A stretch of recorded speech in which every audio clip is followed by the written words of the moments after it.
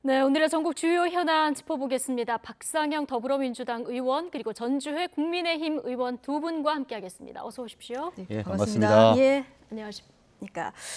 자, 오늘 여러 가지 현안들이 있어서요. 그 내용 중심으로 좀 다뤄보겠습니다. 자, 국정농단 사건으로 실형을 선고받고 복역해온 이재용 삼성전자 부회장이 재수감 200여일 만인 오늘 오전에 가석방됐죠. 여전히 찬반 논란이 뜨거운데요. 출소 현장 모습부터 보고 오시겠습니다. 국민 여러분들께 너무 큰 걱정을 끼쳐드렸습니다. 정말 죄송합니다.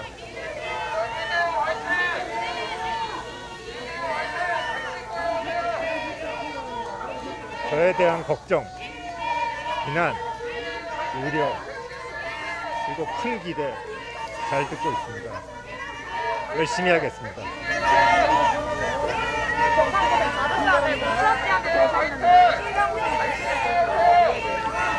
저 경제 활성화 대책으로 어떤 고민하고 계신가요? 네, 자신에 대한 걱정, 비난, 우려, 기대까지 다 알고 있다, 열심히 하겠다. 자, 이재용 부회장 이야기 듣고 왔는데 뭐 경제계 중심으로 해서 환영의 메시지도 나옵니다만은 여전히 비판 목소리도 나오고 있거든요. 박상혁 의원님, 일단 어떤 의견이십니까? 저는 개인적으로 이번 가석방 결정이 좀 잘못됐다는 입장입니다. 이게 이번 사건이 처음 있는 일이 아니지 않습니까? 그 많은 국민 여러분들께서 물론 찬반이 다 공존하는 것은 알고 있지만 이게 특히 삼성전자 같은 경우는 그 이전에 이건희 회장 때부터 어떤 역사성이 있는 사건이지 않습니까? 그리고 네. 몇 번에 걸쳐서 비슷한 일이 계속적으로 반복되어 왔던 그런 사례도 있고요. 그래서 그런 입장에서는 이번이 물론 사면은 아니지만 예. 이 가석방 결정 그리고 많은 비판의 지점이기도 한 이번이 그 가석방 네. 기준이 낮춰졌다라고 하는 첫 사례라는 점에서 저는 굉장히 잘못된 결정이라는 개인적인 생각을 가지고 있습니다. 개인적인 의견을 전제로 잘못된 결정이다 이렇게 보신다 얘기하셨는데 뭐 실제로 예. 봐도 경제 경영 활동 이런 데에 대해서 도움이 될 거다라는 판단이 이었지만 지금 삼성전자 주가가 예. 연일 하락을 하고 있습니다. 네. 그런 것들이 결국 우리 자본주의 사회라는 것은 주주들의 그런 평가들이 주식에 반영되는 것인데 별로 이재용 회장의 사면이 별로 큰 어떤 기대를 가지고 있지 않다라는 것이 주가에 반영되었다는 측면도 예. 잘 나타났다고 생각합니다. 알겠습니다. 이재명 지사 캠프 측에 여기에 대한 찬반 공식 입장은 없던 걸로 알고 있고 개인 의견으로 이제 저희가 들으면 될 것 같고 자 그런데 청와대에서 조금 전에 지금까지 말을 아끼다가 입장이 나왔거든요. 국익을 위한 선택이었다. 자 국민도 이해해 주기를 바란다 이런 논평이 있었는데요. 예, 그동안 청와대에서는 이게 법무부 장관의 결정 권한이기 때문에 이에 대해서 얘기를 하지 않고 있다가 오늘 좀 전에 예. 그런 입장을 내놓은 것으로 보여지는데요. 거기에 다 고민들이 다 나타나 있다고 생각합니다. 찬성과 반대 그리고 저와 같이 반대의 입장들에까지 예. 이해를 구한 것으로 나타나는데요. 물론 제가 정부 여당의 의원이지만 이번 결정 자체에 대해서는 반대를 하고 그런 의미에 있어서 오히려 청와대에서 늦게나마 이해를 구하기 위해서 예. 솔직하게 이야기를 하는 측면은 긍정적으로 바라봅니다만 제 입장 자체가 변하지는 않을 것 같습니다. 예, 알겠습니다. 전주혜 의원님, 네. 유력 기업인의 가석방 아니겠습니까? 네. 이거 대통령의 의중이 포함됐다 이렇게 봐야 될까요? 아니면 그냥 법무부 장관의 고유 권한일까요? 오늘 청와대가 국익을 위한 선택으로 받아들이겠다 이제 이런 네. 논평을 좀 내긴 했습니다. 근데 이제 몇 년 전, 그 7년 전에 이제 한인섭 교수가 이제 페이스북에 글을 올렸던 것이 또 회자가 됐는데요. 이제 그 내용이 법적으로는 법무부 장관의 권한일지는 몰라도 이제 실제로는 청와대와 법무부의 협의를 거쳐서 대통령의 의중대로 결정된다고 보면 틀림없다. 네. 여기에 대해서 또 조국 전 장관이 또 맞다, 맞는 이런 그 댓글을 써서 이게 또 회자가 됐었죠. 그래서 이건 이제 국민들이 판단하시겠지만 이게 대통령 그 법무장관 혼자 결정할 수는 좀 없는 측면이 있는 것이죠. 그래서 물론 형식적인 최종 권한이야 예. 법무장이 가지고 있겠지만 이런 것이 결국은 다 대통령이나 아니면은 국정 책임이 있는 분들과의 어떤 그런 소통을 통해서 결정된 것이로 보는 그런 시각에 저는 더 설득력이 있다고 생각합니다. 예. 그리고 또 하나 이제 국익을 위한 선택이라고 했는데요. 이번에 사면이 아니라 가석방을 선택한 이유는 뭐라고 보십니까? 그 아무래도 대통령이 이제 그 사면은 결정을 해야 되는 예. 거 아니겠습니까? 지난 7월에 그 법사위에 이제 박범계 법무부 장관이 왔을 때도 제가 질의를 했습니다만 사면이라는 거 결국 이제 대통령이 네. 권한이죠. 대통령의 전적인 권한이죠. 이것은. 그래서 좀 타면을 하는 데 대한 좀 대통령의 부담도 저는 있었을 거라고 생각을 예. 하고 있고요. 그리고 또한 뭐 오히려 재벌 봐주기다. 뭐 이러한 이제 박상회 의원님 말씀하신 이런 비판적 시각도 고려하지 않을 수 없었을 것 같습니다. 예. 네, 그리고 이번에 그 법무부에서는 가석방의 기준을 또 그 전에 그 70% 정도의 이제 이런 그 수감률에서 오히려 예. 이제 60%로 이제 완화했다. 이제 이것을 또 박범계 장관이 굉장히 강조를 했거든요. 그래서 이제 그런 면으로 봤을 때는 조금 더 이러한 그 경제 살리기와 또한 재벌 좀 봐주기에 대한 비판의 사이에서 좀 적절한 결론을 내린 거 아닌가 저는 그렇게 생각하고 있습니다. 그리고 또 하나 이제 특사에게 나오면 네. 뭐 박근혜 전 대통령이나 또 이명박 전 대통령 아. 특사 뭐 이런 것이 그럼 어떻게 되느냐 또 이러한 뭐 추가적인 또 궁금증이 있을 수가 있기 때문에 그러한 면에서 이번에 원포인트로 이정 부회장은 뭐 국가 경제를 위한 이러한 그 중책을 좀 가지고 좀 가석방을 했다. 저는 이렇게 해석하고 싶습니다. 전직 대통령 특사 얘기도 나올 수 있으니까 이런 부분에 대한 좀 부담도 있었을 것이다. 자, 분석을 해주셨는데요. 두 분 다 법에 정통하신 분들이니까 좀 편하게 질문을 드려도 될 것 같습니다. 박범계 장관이 이제 이재용 부회장 가석방 발표하면서 경제 상황을 언급하지 않았습니까? 근데 가석방의 경우 경영의 완전 복귀는 굉장히 어려운 상황이잖아요. 취업 제한도 되고 뭐 보호 관찰도 받아야 되고. 보호 관찰도 받아야 되고 예. 외국에 뭐 나갈 때도 신고를 허가를 네. 득해야 되는 한 달 이상 나가야 되면 신고를 해야 되는 거죠. 여러 가지 경영 활동에 예. 제한이 있죠. 네. 자, 그렇게 되면은 근데 경제를 이유로 들었는데 가석방의 경우 이렇게 되면 경영 완전 복귀가 어렵다 보니까 좀 이유가 앞뒤가 안 맞는다 이런 지적도 있는 것 같습니다. 어떻게 보십니까? 뭐 지금 앞으로 삼성전자의 이재용 회장이 어떤 입장을 예. 이 취업 제한을 풀어달라고 요청을 할지 뭐 이거에 대해서도 좀 뭐 논란이 있는 것 같습니다. 삼성전자 입장도 아직 결정이 된 것 같지는 않고 그런데 저는 개인적으로는 아까도 말씀드렸던 것처럼 이 자체에 대해서는 비판적인 입장인데 예. 만약에 이제 어떤 그런 그 취업 제한을 풀어달라는 요청이 왔을 때에 어떻게 판단을 해야 될 것이냐의 네. 문제가 좀 남을 것 같아요. 근데 이거 박범계 장관이 선 긋지 않았습니까? 박범계 장관은 선을 그었는데 오히려 지금 뭐 여러 가지 논리 중에 예전에 최태원 회장 사례도 있고 해서 미등기 임원이기 때문에 취업 제한에 해당하지 않는다. 또는 신규 취업 제한이 아니기 때문에 가능하다는 논리도 좀 있습니다. 예. 그리고 이 판례도 조금 엇갈리는 판례들도 좀 있는 것 같고요. 그래서 예. 저는 오히려 과감한 뭐 결정 자체야 저 개인적으로는 비판적이지만 가석방 결정이 난 후에는 오히려 그 취업 제한을 풀어서 뭐 실제로 도움을 줄 수 있는 활동을 하는 게 형식과 내용에 일치하는 것이 맞다는 생각이 듭니다. 어차피 가석방을 결정할 거면 취업 제한 해제도 해야 된다. 예. 예. 전주혜 의원님, 이게 취업 제한이 걸려 있으면 어느 정도나 이 제약이 있는 겁니까? 실제적으로. 실질적으로는 이제 뭐 그렇게 취업 활동을 할 수 없는 이제 이런 것이 있는 것이죠. 그런데 저는 이제 이 부분이 결국은 그 박범계 장관도 그 가석방 할 때 이제 그 논평 그 의견 밝힌 것은 결국은 뭐 국내외의 이제 어려운 경제 현황 네. 뭐 이런 것을 감안해서 이제 가석방을 하기로 했다 이렇게 하지 않았습니까? 그렇게 되려면 그러면서 사실 취업 제한을 한다는 것은 그 가석방을 하게 한 그 의미를 오히려 뭐 살릴 수가 없는 성과로 이어지기가 좀 어려운 그런 면이 있어서 네. 모순적인 면이 좀 있는 것이거든요. 예. 그래서 이제 이 부분에 있어서는 조금 더 신축적인 운영이 저는 가능하다고 보고 있습니다. 예. 그리고 또 하나 이제 법률적인 견지에서 말씀을 드리면 취업 제한이 되는 것은 삼성의 여러 산하의 이제 회사들이 있잖아요.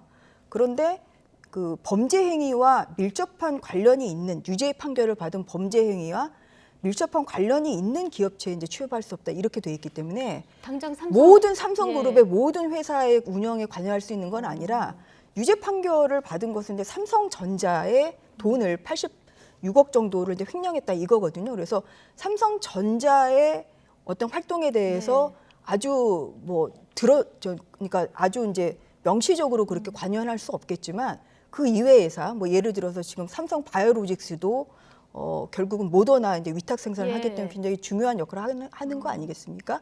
뭐 그럴떨지 아니면 삼성 SDI나 SDS 이런 다른 기업의 이제 활동에는 그것은 뭐 아주 적법적으로 취업 활동을 할 수 있는 것이죠. 그래서 좀 그 가석방의 의미를 결국은 살리기 위해서는 조금 신축적인 운영이 저는 필요하다 이렇게 생각하고 있습니다. 예.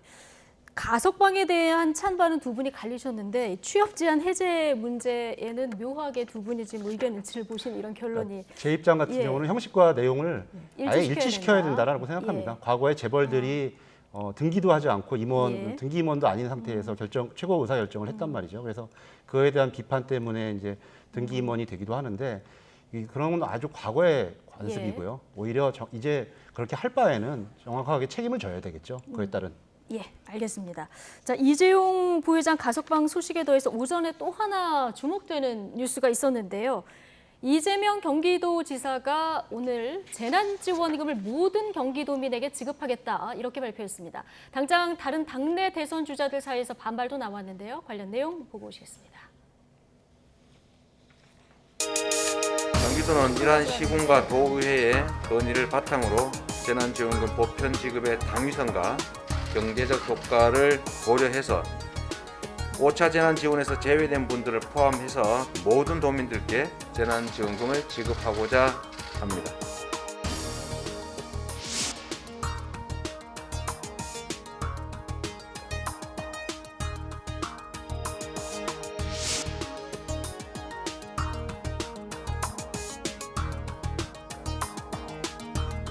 당정청 합의를 무시한다는 주장은 지방자치를 무시하는 주장입니다. 타 시도민과 형평성 문제가 있다는 것인데 그 타 시도가 필요하면 하면 되는 것이고 경기도는 우리 경기도민들의 의사와 경기도민들이 내신 세금으로 자체 결정하는 것이기 때문에 비교할 필요가 없습니다. 매표 행위 얘기했는데 그럼 정부도 매표 행위를 하는 겁니까? 매표 행위 얘기했는데 그럼 정부도 매표 행위하는 거냐? 이재명 지사도 굉장히 강하게 얘기를 했는데요. 자, 박상영 의원께서는 이재명 지사 캠프의 지금 홍보본부장이시죠? 예, 홍보본부장을 예. 맡고 있습니다. 근데 지금 당정청이 합의한 사안인데 지금 경기도에서만 전 도민들에게 100% 지급을 하겠다 이렇게 약속이 된 사안입니다. 당장 다른 캠프에서 뭐 정세균 캠프에서는 반역이다 이런 표현까지 나왔는데요. 자, 이렇게 꼭 해야 하는 이유 어디에 있을까요? 먼저 반역이라 이런 표현을 쓴 거에 대해서는 굉장히 좀 유감스럽다라는 생각이 들고요. 같은 당 내에서. 네. 그리고 뭐 오늘 그 이재명 지사님께서 잘 설명을 하셨는데 이 과정을 좀 봐야 될 것 같습니다. 예. 먼저 이재명 지사가 결정을 한 것이 아니라 경기도 내 5개 자치단체장이 먼저 건의를 했고 그 이후에 찬반 논란이 있자 다시 31개 시군 단체장들이 합의를 했습니다. 그리고 예. 경기도 내 유일한 교섭단체인 더불어민주당 경기도 의회에서도 건의를 했기 때문에 이 자체가 아래로부터 올라온 결정이었다라는 측면을 좀 봐주셔야 될 것 같고요. 예. 그런 가운데서 이 결정 자체는 이 88%를 정부에서 여야가 합의해서 결정한 것 자체가 88%라는 것을 넘어서면 안 된다라고 저는 의미하지는 않다고 생각합니다. 예. 그게 지방자치제의 좀 본질이라고 생각을 하고요. 네. 정부의 재정 여건이라든지 이런 것 때문에 88%까지는 지급이 되었지만 그에 따른 추가 부담을 하는 것은 지자체가 해야 될 몫이기도 하고 이게 어떤 시민들의 권한이라든지 권리를 축소하는 침입적 행위가 아니라 예. 오히려 그런 부분의 수혜적 행위이기 때문에 우리 행정법에서도 여러 가지 근본 원리상 이런 부분까지 제한하는 것은 오히려 좀 너무 과도한 지방자치의 본질을 좀 모르는 이런 행위다라고 생각합니다. 예. 그러니까 경기도의회 요구에 따라서 도가 90%, 시군이 10% 정도. 예, 그리고 혹시 또 시군 중에서 부담이 안 되는 경우 같은 경우는 예. 90%만 하게 할 수 있도록 또 다 열어놨습니다. 예. 그러니까 시군의 여력이 안 되면 경기도가 100% 지급하는 걸로. 아니죠. 시군이 안 되면 나머지 경기도가 지급하는 것으로. 그러니까요. 그렇죠. 예, 네. 그리고 또 그 의견 자체에 있어서는 뭐 100%가 적절치 않다고 판단하는 또 단체도 있을 것이라고 생각되기 때문에. 예. 그리고 이게 이번에는 다 소멸성 지역 화폐로 가지 않겠습니까? 예. 그래서 그런 부분에 있어서도 경제적 활력 요소도 있다. 예. 뭐 낭비의 요소다가 이게 다 잠길 것이다라 생각하는 경우도 있지 않습니까? 근데 예. 그런 요소는 제 1차 지난 지원금 때도 봤지만 오히려 그런 것들은 경제 활력 요소로 작용했다라는 것이 좀 입증되었다고 생각합니다. 예. 전주혜 의원님. 네. 지금 이재명 지사는 이 당정청 합의를 무시한다 이런 주장은 지방자치를 무시하는 주장이다 이런 얘기를 하고요. 지금 이게 복지 정책이라기보다는 골목 상권을 활성화하는 정책이고 네. 지금 초과 세수가 굉장히 많기 때문에 어떤 예산을 다시 손댈 필요 없이도 줄 수 있다 이런 논리거든요. 네. 어떻게 보십니까? 저는 좀 동의하기 어렵고요. 예. 경기도 이제 100% 지급이라는 것은 결국은 지난 그 7월에 그 추경안 예산 심의 과정에서 여당, 야당 그리고 또 정부가 그렇게 또 머리를 맞대고 결정한 그 88%를 결국은 침탈하는 것이다. 네. 근데 그런 면에서 굉장히 유감을 표시하는 바입니다. 그리고 지금 이제 이것이 오히려 지금 더욱더 메가톤급의 문제가 있다고 생각한다는 것은 근데 이재명 지사가 결국은 민주당의 유력 그 대선 후보 아니겠습니까? 그래서 다른 후보들 입장에서는 이것이 경선에 영향을 미칠 수도 있다.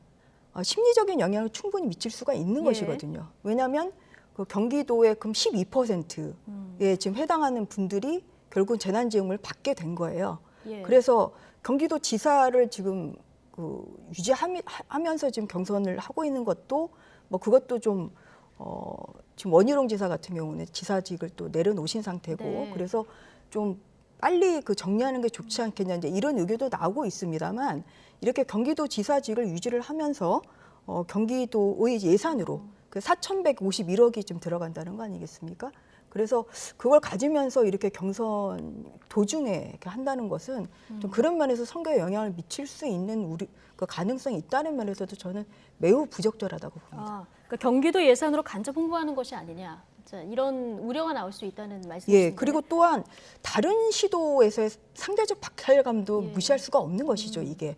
그러면 경기도는 이렇게 100%를 나머지 12%를 지원을 해주는데 그러면 이제 우리는 어떠냐? 다른 시도에 살고 계신 분들이 어떤 그 상대적 박탈감도 하는 것이고 그렇기 때문에 국회에서 특히 여당에서 굉장히 100% 재난지원금을 줄지 말지에 대해서 치열한 논쟁이 있었던 걸로 알고 있습니다. 이제 그런 과정을 통해서 결국은 88%로 이제 결정이 된 것인데 이것을 결국은 무시하는 이런 결과가 나온다는 면에 있어서는 그것은 뭐 적절하다고 보기는 어려울 것 같습니다. 다른 시도의 형평성 문제에 더해서 조금 전에 이제 전주 의원께서 지사직 유지 문제 지금 국민의힘에서도 뭐 비판하시는 분이 있지만 당내에서도 이 지사직 유지 당장 뭐 이러려고 지사직 유지하는 이런 비판 나올 수도 있을 것 같은데요.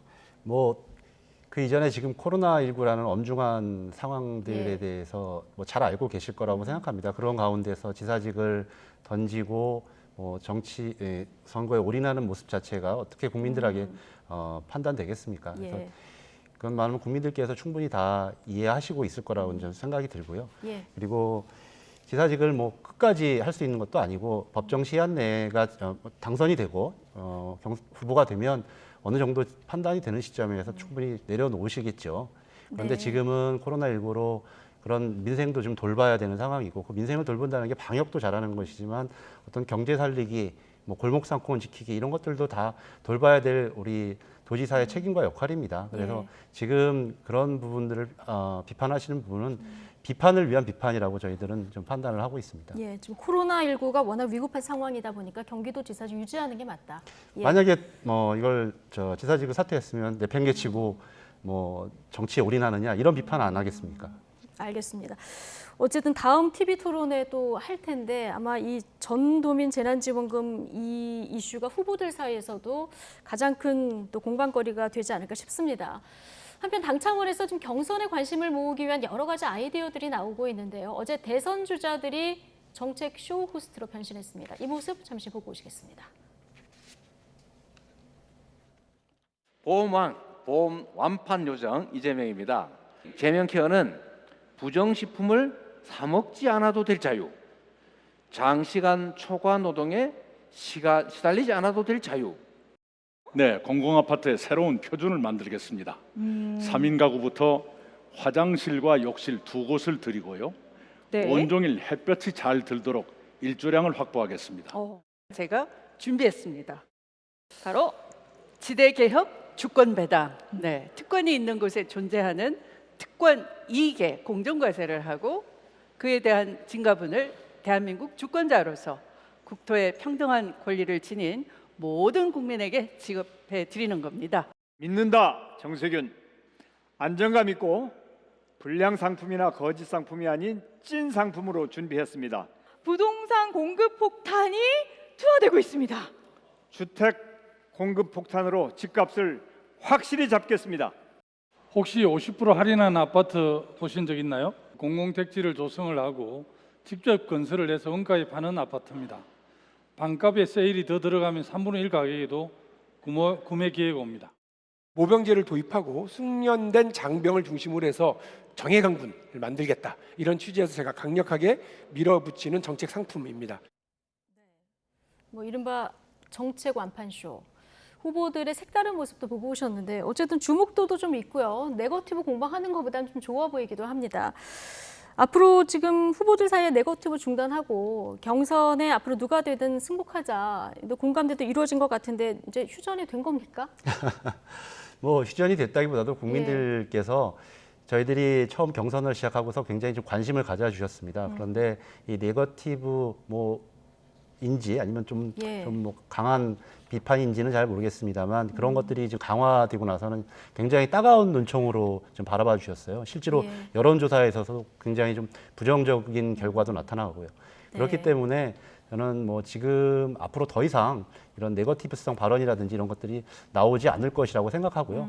그거는 뭐 저희 당만이 아니라 이제 곧 경선을 시작하는 국민의힘도 마찬가지라고 생각합니다. 더 이상 국민들이 그런 네거티브에 대해서 용납하는 분위기가 아니지 않겠습니까? 예.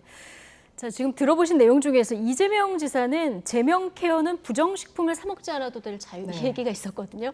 누가 봐도 윤석열 전 총장을 겨냥한 발언 같은데 이거 본선까지 고려한 발언이라고 봐야 될까요? 아무래도 그렇게 봐야 되겠죠. 뭐 각종 이제 여론 조사에서도 뭐 윤석열 총장 대 이제 이재명 지사 뭐 이러한 뭐 여론조사 결과도 이제 많이 나오고 있고 또 뭐 여론조사 기관에 따라서는 뭐 좀 결과가 달라지는 그런 결과도 있지 않겠습니까? 그래서 뭐 국민의힘은 아직 경선 버스가 아직 출발한 건 아닙니다만 여론 조사상 이제 지지도가 가장 높게 그 윤석열 총장이 나고 있는 상태이기 때문에 그렇기 때문에 뭐 당연히 이제 저런 그 언급은 윤석열 총장을 좀 그 당연히 이제 전제로 하고 그렇게 하는 것이다 이렇게 보여지는 것이고요. 그리고 아까 이제 박상혁 이제 의원님께서 이렇게 당내 네거티브도 이제 안 했으면 좋겠다고 말씀하시지만 좀 저렇게 좀 다른 당의 또 대권 후보를 좀 빗대어서 좀 깎아내리는 이런 발언도 좀 자제했으면 좋겠다. 저는 좀 화면 보면서 좀 그런 생각을 했습니다. 또 국민의힘도 앞으로 있을 경선에서 좀 네거티브보다는 좀 좋은 정책 또한 그런 것으로 좀 국민들의 좀 시선을 사로잡는 이러한 아름다운 이런 선거를 좀 하도록 노력하겠습니다. 자, 그러면 국민의힘 그 경선 얘기로 좀 넘어가 볼까요? 좀 얘기를 하셨으니까 대선 주자들 움직임을 좀 보면 자, 국민의힘에서는 윤석열 전 총장 측의 그 캠프관 계좌 탄핵 발언 때문에 당 대표 갈등이 폭발했었는데 지금 어제 두 분이 통화도 하신 걸로 알고 있습니다. 전주혜 의원님. 네. 마무리가 된 거라고 보면 될까요? 대표와 윤석열 전 총장 측 간의 전체적으로는 마무리가 되고 있는 과정이라고 저는 이제 보고 있습니다. 이제 오늘 또 4시에 그 경준희 원장 이제 주재하에 각 선거 캠프의 대리인들이 와서 또 뭐 다음 주에 있을 토론회를 어떻게 할지 뭐 여기에 대한 이제 의견 교환을 또 하기로 했거든요. 그래서 잠시 뒤에 4시에 이제 하기로 했고 그래서 뭐 조금 뭐 이러한 뭐 긴장 관계가 뭐 이것은 뭐 있을 수 있는 일이라고 저는 생각을 하고 있고요. 뭐 하지만 그 다음 주 전에 좀 더 봉합이 좀 됨으로써 좀 당내 뭐 갈등을 보여주는 이런 모습은 자제하는 것이 좋겠다. 그리고 이제 그것을 좀 갈등을 좀 진화하는 좀 진행 중이다. 좀 이런 과정이라고 말씀드리겠습니다. 진행 중이다. 근데 지금까지 그러니까 저희 뉴스 들어오기 전까지를 네. 보면 경준이는 어쨌든 토론회 준비는 하겠다. 윤석열 전 총장이 네. 참석 안 해도 하겠다 이런 입장인 것 같은데요. 그래서 오늘 4시에 그러니까요. 각 예. 캠프에 이제 대리인들이 다 모여서 모여서 좀 더 소통하는 모습을 보이겠다 지금 그런 것이거든요. 여지가 좀 있다고 보면 될까요? 그러면? 그 4시에 이제 봐야 되겠죠. 이제 4시에 오실지 말지 그걸 좀 봐야 되겠습니다만. 네. 그래서 또 이게 그 경준이에서 이제 준비한 이런 토론회가 그 유석열 총장 좀 입당 전에 또 이러한 그 이야기가 나왔던 것이라 예. 또 어떤 한 후보를 위해서 또 계획하던 것을 좀 안 하기는 좀 쉽지는 않은 상황입니다만 네. 그래도 또 모든 후보들에게 공평한 기회가 돌아가도록 서로 그렇게 소통하면서 모든 후보들이 좀 기분 좋게 참가할 수 있는 뭐 이러한 좀 결말이 될 수 있도록 지금 예. 당에서 충분히 지금 협의 중이라는 말씀을 드립니다. 예. 당내에서 이제 충분히 협의 중이다 이런 얘기 해주셨는데 좀 만약에 토론회를 하게 되면 토론 참가자가 이제 10명이 넘는 이런 상황이 되다 보니까 제대로 된 토론이 가능한가에 대한 의문도 제기되는데 윤석열 전 총장 측에서는 관련해서 좀 부정적인 의견을 이건 오늘 아침 상황입니다만 좀 잠시 듣고 오시겠습니다. 말 그대로 경준이는 경선 준비 룰미팅 세팅 해주시면 되고 아니 토론이 18일에 하나 아니면 어차피 본경선은 9월 1일부터 시작되는 거 아니겠습니까? 그러면 8월 18일에 하나 9월 10일에 하나 도대체 그게 무슨 차이가 있다고 경준이에서 이렇게 무리해서 팽개서 하려고 하는 거지. 지금 이게 14명 최소 14명에서 16명 정도 참여로 예상이 되는데 14명이 했을 때 뭐 1인당 한 5분에서 10분 정도 그냥 공약 발표하고 끝나는 시간들이거든요, 보면. 그렇게 해도 시간이 한 2시간 넘는 시간, 한 3시간 가까운 시간이 소요될 텐데. 도대체 그게 무슨 의미가 있나 싶어요, 보면. 네.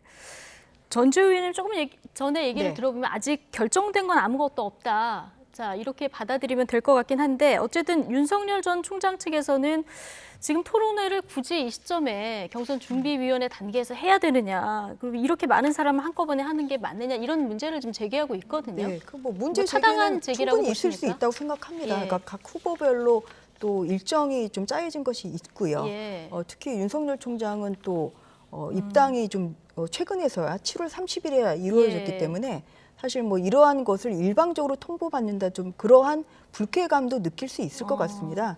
이제 그런데 만인을 위한 결론을 내리긴 쉽지 않은 상황 아니겠습니까? 예. 또 대선 주자별로 이런 토론회가 또 필요하다 이렇게 생각하시는 분들이 당연히 있는 그러니까요. 거예요. 그리고 예. 뭐 최재형 후보나 또 뭐 이승민 후보, 뭐 여러 후보들은 오히려 뭐 적극 참여하겠다 지금 이러고 있는 상황이기 때문에 네. 한 명을 위한 결론을 내리기는 좀 쉽지는 않다고 생각을 하고 있고요. 예. 그래서 충분히 이제 소통을 위한 이런 시간을 좀 가진 다음에 좀 모든 납득 후보들이 다 좀 참여하고 또 여러 의견을 좀 어떤 그 토론 방식이랄지 뭐 이런 부분에 있어서는 아직 뭐 종합적으로 확정된 상태는 아니기 때문에 좀 그런 것을 다 감안해서 네. 그래도 모든 후보들이 다 한 자리에 모일 수 있는 좀 그런 자리를 만들려는 좀 당의 노력은 필요한 상태다. 네, 그렇게 생각하고 있습니다. 예, 박상혁 의원님.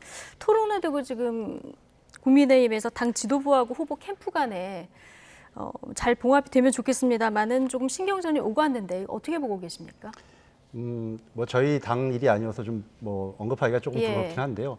저는 맨 처음에 이게 노이즈 마케팅이 아닌가라는 생각도 했었습니다. 아, 노이즈 마케팅이 아닌가? 그런 예, 생각을 왜냐하면은 이게 하셨다. 좀 그 컨벤션이 관심을 끌기 위해서는 약간 옥신각신하는 면도 있고 또 그러다가 갑자기 뭐 이런 뭐 수락도 하고 뭐 결단을 했다 뭐 이러면서 관심을 끌어올리는 경우들이 굉장히 있었거든요. 정치에서 네. 보면. 그래서 그런 좀 의구심도 한편으로 하면서 윤석열 총장의 저런 태도를 보면서 또 하나 네. 들었던 생각은 당이라는 것은 이분이 뭐 최근에 당에 입당한 게 그게 자랑이 아니지 않습니까?